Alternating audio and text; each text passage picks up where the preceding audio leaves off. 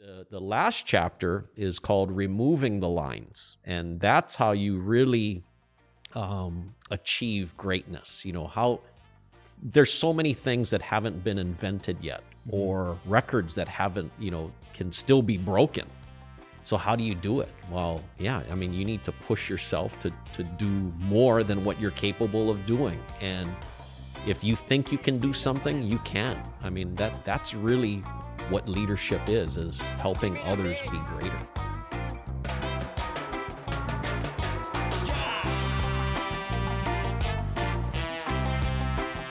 Okay, welcome back to Hawaii Real. I have with me author and tennis coach, Rusty Komori. He is the author of Beyond the Lines. He's got 2 books out, and he's also the host of his own TV show. Rusty, thank you so much for coming on, man. How you doing? Great to be here with you, EO. Yeah? I mean, it's a different aspect from your show, yeah? I do like your show, too. You've got a lot of guests on, and you said you've done 90-something episodes now? Well, tomorrow will be my 97th episode, and for me, I like to have such a wide spectrum of amazing guests on the show, and I think a lot of the viewers appreciate that. Yeah, because you've had news anchors, police officers, candidates for public office, all kinds of stuff, yeah? Yeah, definitely. And, people, I mean, it's all based on having, learning about why they're successful, it's a show about leadership. It's about the book Beyond the Lines and, about creating a superior culture of excellence and really finding greatness. And a lot of CEOs tell me, they said, Rusty, we don't watch TV, but we watch your TV show every week on YouTube because we learn something from all of these amazing guests that you bring on the show. That's totally interesting. Yeah. People are reaching out to you saying, hey, we're looking at how we can find leadership and success and stuff from a YouTube show.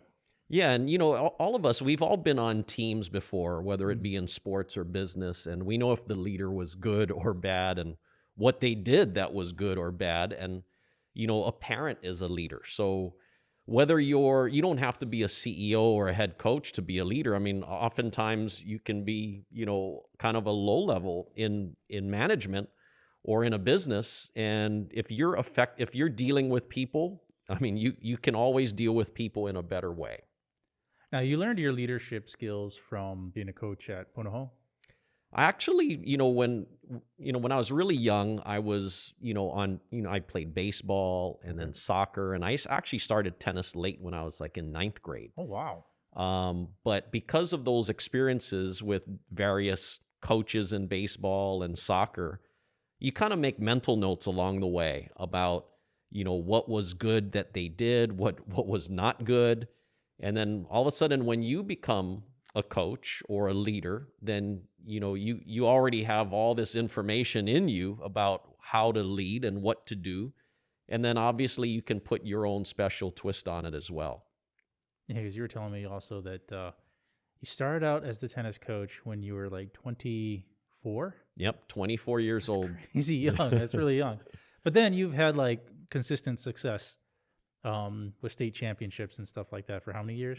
Well, 22 years I was the head coach at Punahou, and then we won 22 consecutive state championships. Well, there you go, right? Success. Yeah, so, I thought, and it wasn't about trying to, win this 22 consecutive state championship streak. It was all about trying to give the best experience for my team that year. And tennis is such an individual sport that I wanted to make our team feel like it was a special team. And I'd have 12 players on the team, and I wanted the number 12 player to feel just as important as the number 1 player, where everyone had a role, everyone felt like they were contributing, and everyone is a part of that 22 consecutive state championship streak. What was the hardest part about being able to have the 12th kid be just as important as the top kid or the first kid? Yeah, so once we would go through our tryouts, I would meet with every player individually. And oftentimes, the number 12 player might be feeling, gosh, I'm the last on the team. Sure, yeah. But, we would have, I would have on average 25 to 30 players trying out every year for 12 spots. And it would always come down to the number 12 and 13 player. And I would have, I didn't want to make a judgment call on who made the team. So the fairest way was to actually do a sudden death singles match. Ooh. Because I like to put myself in their shoes to be thinking, I want to control my destiny, on the tennis court. And, it sounds brutal, but that's the fairest way. And, so the player who would win that match, everybody would know that he earned his right to be on the team as the number 12 player. And everyone would feel so bad for the player who would lose in that match. And so, even though you're the number 12 player, I mean, you gain instant respect and instant toughness with the rest of your team because no one wants to be in that sudden death match. And at the same time, when I would have the meeting with the 12 players for the first time, the first thing I would tell them is, when you see that other player who lost on campus, go out of your way and say something nice and positive, encouraging to that player, because that player will have a great chance of making our team next year. And I didn't want to have that. And, I would talk with that number 13 player right after that match was done. And my goal was to make sure that he leaves my office feeling a lot better than he did when he first walked in, and to really focus on what he can do to improve himself for next year's team. And if we get back to the number 12 player, what I would do with that 12 player is really focus on the strengths. Like, hey, what do you think you do well? And oftentimes I find it amazing where some people think they have certain strengths, and that might not actually be a strength. And so for me, I like to listen first and then speak last. And after I hear what they think their strengths are, I'll share with them what I think their strengths are. And oftentimes that opens their eyes to be thinking, wow, I didn't really know that that's something that you think that's a strength. And, that's a key thing, because then it makes everyone feel that, wow, that's what I can do to really help this team, to contribute, to really, help pursue this goal that we're striving for. Right. A lot of self-reflection, a lot of insight.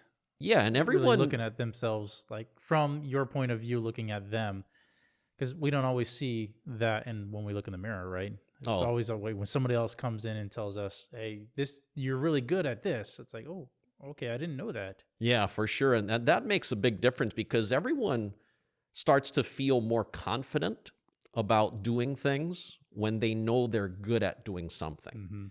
And so for me as the leader, I'd like to really highlight those things with every player on the team, and then to really focus on a weakness to improve that part, but to also really make our strengths stronger. I think that was really key, because you become a good tennis player or a good football player or really good at business because of certain strengths that you have. And then it's really important to build on those strengths. And that's just going to make you better and greater.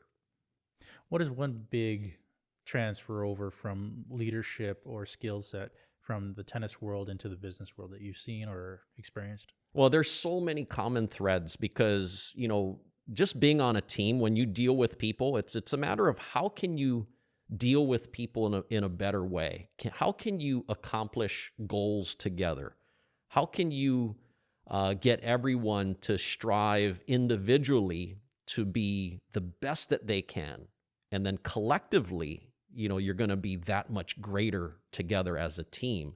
So it's a matter of really connecting with people. It's building relationships. So it doesn't matter whether it's sports or business or a family, because a parent is a leader. But it's a matter of connecting with people and then earning trust and respect and really understanding what's important to them. For me, that was a huge part where I wanted to know what my players, what was important to them, what were their goals personally. and how can I help them achieve their goals? And that's the same in business. A CEO can ask their employees, hey, what do you really want to accomplish? How can I help you achieve your goals? And when you talk to them in that way, it's like, wow, the leader cares about me, about, more than just my job. And that's a huge thing, because for me, my top priority as the head coach at Punahou was to develop champion athletes of character first, and then great tennis players second. And I think that's really what going beyond the lines is. It's doing all the things that you need to do correctly that allows winning to happen. And so that's why, whether it's in sports or business, I mean, there's so many common threads. Yeah, I see a lot of that with like military leadership and everything. So you have a lot of business owners that come out of the military and they go right into owning their own business, and they use those same skill sets and leadership to build a successful business and build happy employees and stuff like that. So it's good to see that you've taken it from the coaching point of view and brought that into not just a book but into reality with like the whole business world. Yeah, and the thing about it, EO, is greatness is a choice, and that's what I really try to, whether it's in sports or business, if I'm doing a guest speaking or doing a leadership coaching, I always like to emphasize that greatness is a choice. Yeah, you can choose to be average as well. I mean, you can say, Yeah. hey, look at me, I'm mediocre, I'm average, but you can also choose to be great. Now, how do you choose that? Well, you can choose to be more self-disciplined. And if you have more self-discipline, that leads to you building greater habits. When you have greater habits, that leads to you performing better. When you perform better, that leads to winning. But it all starts with character, self-discipline, and you choosing greatness. And when you realize that, hey, you have the power of choice, then that's a very meaningful situation to be in, because if you want to be great, you can. Mm-hmm. No, that's huge. It's like so one of the characters in history that I like to really idolize, not so much idolize, but just think about is Alexander the Great. He was this young kid that came out and just wanted to do things that nobody had ever done before. And everybody told him, no, you can't do that. And he went out and pushed and did it. Yeah. Right. And he ended up conquering a whole slew of things. I don't want to conquer everything, right? But just the whole fact of, do you want to be great, or do you want to just be, forgotten? Yeah. Or do you want to leave your mark on this world with, the things that you've done? Yeah. And, EO, greatness, I mean, it's a mindset, it's an attitude, it's a perspective. I mean, you can choose to be optimistic or you can choose to be pessimistic. You can choose to have courage and do the right thing all the time, or not. You can choose to give 100% effort, or you're not. I mean, it's as simple as that, but it's really a mindset. And one of the things that really helped me with my teams is, at the beginning of the season, I would tell my players, I'd say, hey guys, we're going to have some major adversity this year. I don't know when it's going to happen, but it's going to happen. And I want you guys to look forward to it, because when we have that adversity, that challenge, and we get through it, this is what happens. We're going to become better, tougher, greater, stronger for going through that experience. So oftentimes when we'd be playing a tennis match against a smaller school, some of the guys would come up to me and be like, hey, coach, is today the day we're going to have adversity? And I'm like, guys, no, today's not the day.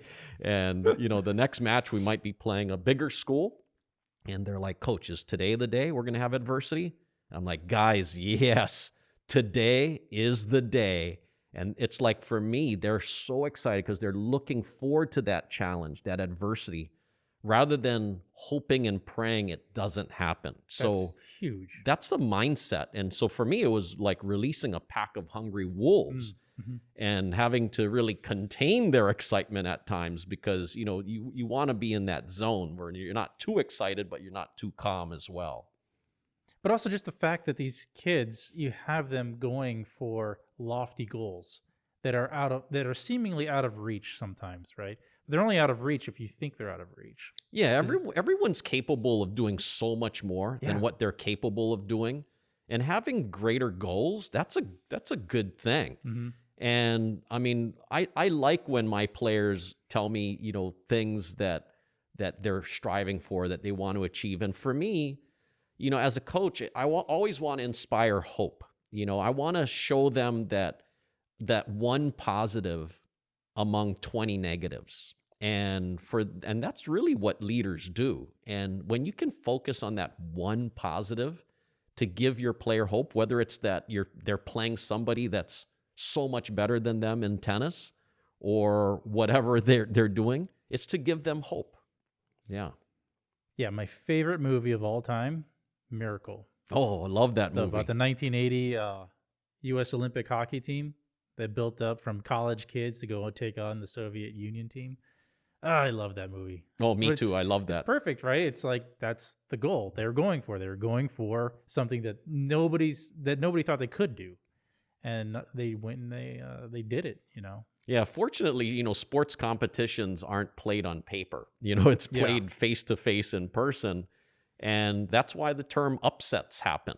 So we were we were favored a whole lot because we were number one. We're kind of in the spotlight and big X on our chest and on our back. But there's often times when you're the underdog and you got nothing to lose. And for us, it's scary playing against an opponent where they feel they got nothing to lose and everything to gain, because they could actually play better than what they're capable of playing.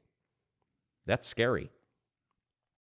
Okay, so Rusty, how did you go from being a retired coach, or did you start writing this while you were a coach, or did you start authoring the book afterwards? Well, first of all, I never thought I would ever become an author, but during my years, coaching the Punahou teams, a lot of my students' parents were either CEOs or business owners. And they would tell me, they'd say, "Hey, Coach Rusty, you need to write a book. You need to share what you're doing with your teams." And I never really thought about it. They would tell me that, multiple times through the years. And then when we were going for our 22nd consecutive state championship, I thought, there's nothing left for me to accomplish here at Punahou as a coach. And is there a way that I could do something bigger and greater to help all students, all schools or all sports teams, businesses, parents?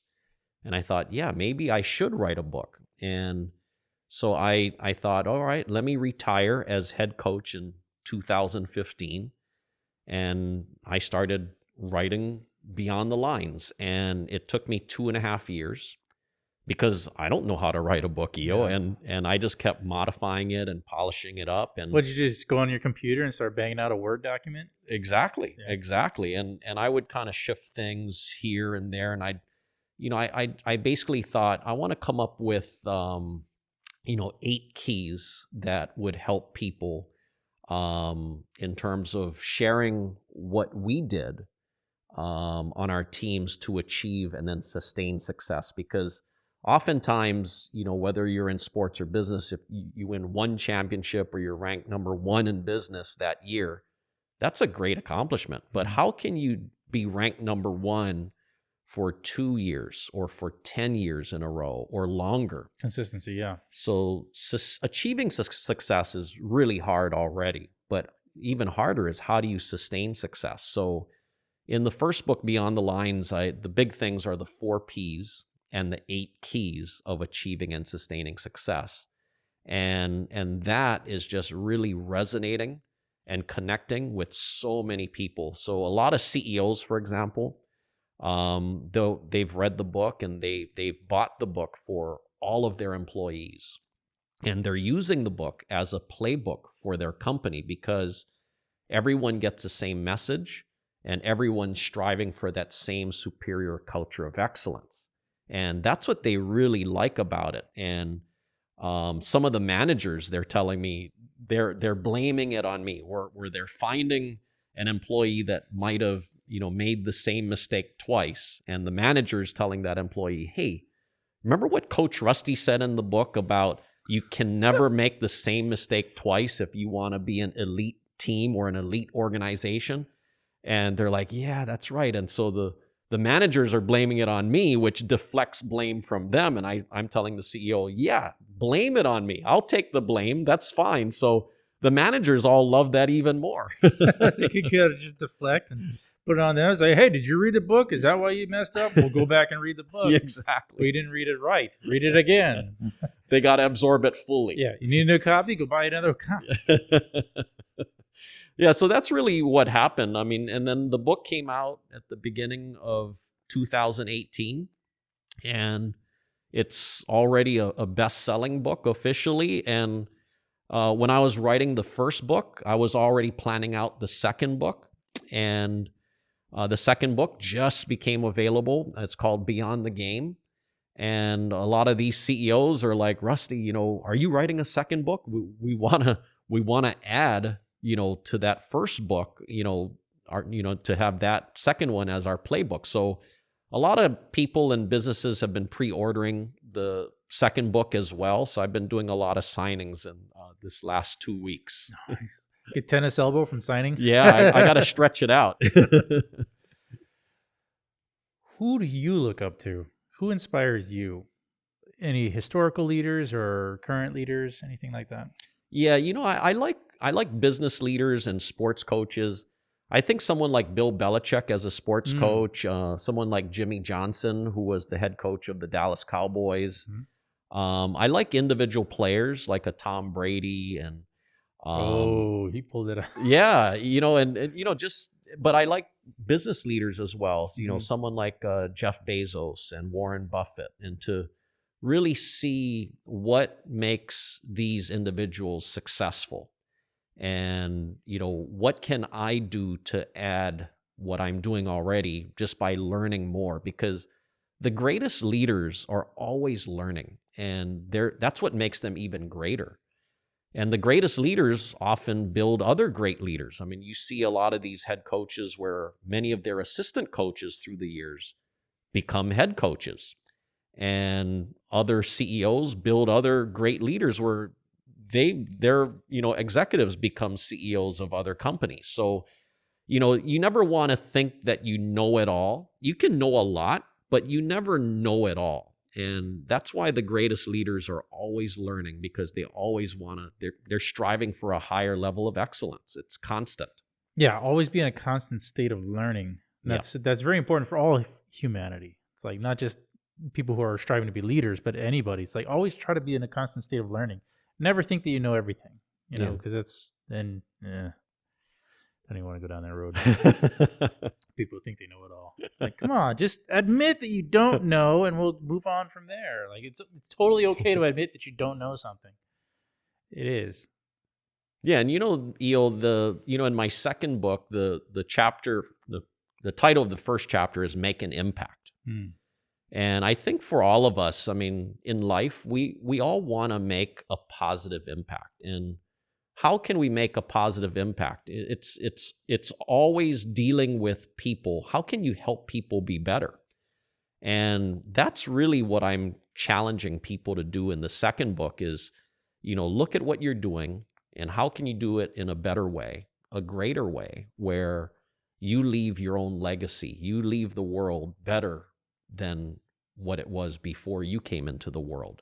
And, there's a chapter 12 is inspiring hope. And earlier we talked about, how hope is, really important for leaders to do. But the last chapter is called Removing the Lines. And that's how you really achieve greatness. How there's so many things that haven't been invented yet, or records that haven't, can still be broken. So how do you do it? Well, yeah, I mean, you need to push yourself to do more than what you're capable of doing. And if you think you can do something, you can. I mean, that's really what leadership is helping others be greater. I like the title, Beyond the Lines. And I like the last chapter, Outside the Lines. Is that what you call it? Well, let me explain about how I came up with the Beyond the Lines. For me, in literal terms, a tennis court, a football field has lines and boundaries. A business has parameters.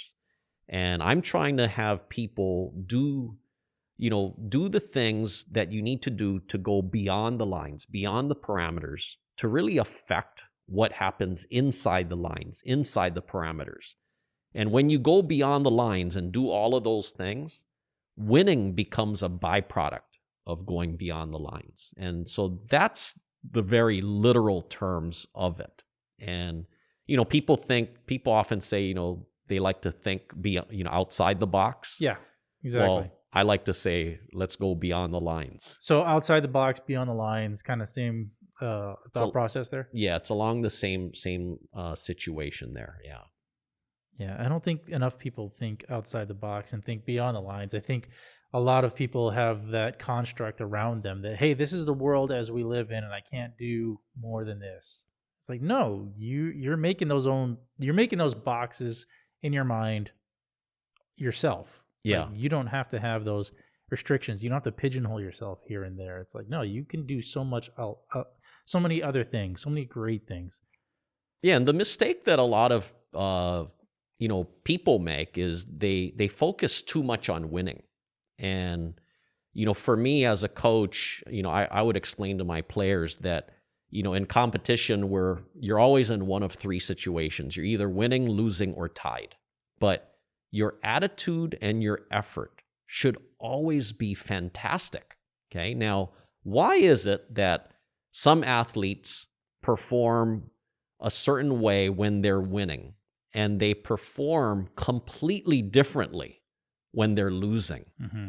So my goal with my team was to really have them play the greatest and the best with the best attitude and effort from the first point to match point, regardless of what the score is. It was to focus on winning the marathon, not the sprint, because in tennis, you got to win 2 out of 3 sets to win. So if you win the first set, or if you're in football and you're winning at halftime, you're winning, but you haven't won yet. Mm-hmm. If we lose the first set, or if you're losing at halftime, you're losing, but you haven't lost yet. You lost the sprint, but you haven't lost the marathon. And something, in tennis, time cannot run out like it can in basketball and football, where you can kind of stall a little at the end and really finish it off. Tennis is like volleyball, where you got to win a certain number of points, games, and sets to win the match. And, that's something that I wanted my team, my players to really buy into. But that's the same with business. How can you have your employees go from one task to the next at the highest possible level? How can you start off the day and finish the day as great as you started it? So same with our tennis match. How can we start great and finish great? And even if you don't have a great start, to know that you can still make choices to, influence the result. Good example of thinking outside the box that you've seen come out of your books and everything? Yeah, it's been, so many people have called me, texted me, or found me on social media and sent me messages saying how Beyond the Lines has really inspired them. And there's been like 5 different people that have told me that Beyond the Lines actually saved their life, where they were just feeling down in the dumps and just hopeless. And they read the book and they just felt inspired and focused. And, that makes it all worthwhile, where people tell me those types of stories, or how they're just more reinvigorated with, their family, or, with their business. And it's because of that one book. And that first book's only 112 pages there, EO. It's not that long, man. I think No. my kids read something like this in like 2 days. Yeah. So I better bump my reading up there. And you said you're writing a third book? Well, when I was writing the second book, I was already planning out a third book. I haven't started the third book yet, but it's in my brain. But EO, it's hard to write books, It's hard. And it's hard to write good books. Well, it's hard to do anything, right? I mean, it's hard to have a podcast. It It's hard to is. have a TV show. I mean, you got to start somewhere. But you've already gotten, a head start with this. So, and your first couple books are already successful. So, Yeah, and I'm the second book, Beyond the Game. I mean, it literally just came out, and because of the pre-orders, I think it's well on its way to becoming a best-selling book as well. But it's really impactful how the book is not just impacting people here in Hawaii and the United States, but globally. I mean, so far people from 20 different countries have bought the first book, and that was really why I left Punahou, and to retire as head coach, was to try to make an impact where potentially everyone in the world could improve themselves by getting the book. And some of these CEOs, a lot of books. That's a lot of books. But some of these CEOs, they tell me, they said, you know what? How can you purchase invaluable, priceless information and knowledge and wisdom for $16.95? And that's why they're successful. They said it's a no-brainer to them, because it's all packed in there. And I think for me, what I really wanted to do was, leadership is very complicated and complex at times. And I wanted to really explain it in a very simple, clear way where once you read the book, you just feel like, you know what, I can do this. I can do it right now. And I think I've improved myself already. And that was my goal. And I'm glad that that's really what a lot of people are feeling. All right. Everybody out there in Hawaii, Rusty Komori, best-selling author of Beyond the Lines. If you haven't gotten yours yet, go out and get it. Where can they find it? Any bookstore? Is it online, Audible? Well, it's on Amazon and Barnes & Noble and my publishing company, bookshawaii.net or legacyowlpublishing.com. All right, everybody. Go grab it. And as always, thank you, Rusty, for coming on the show. Thank you, Eel. Stay happy, Hawaii.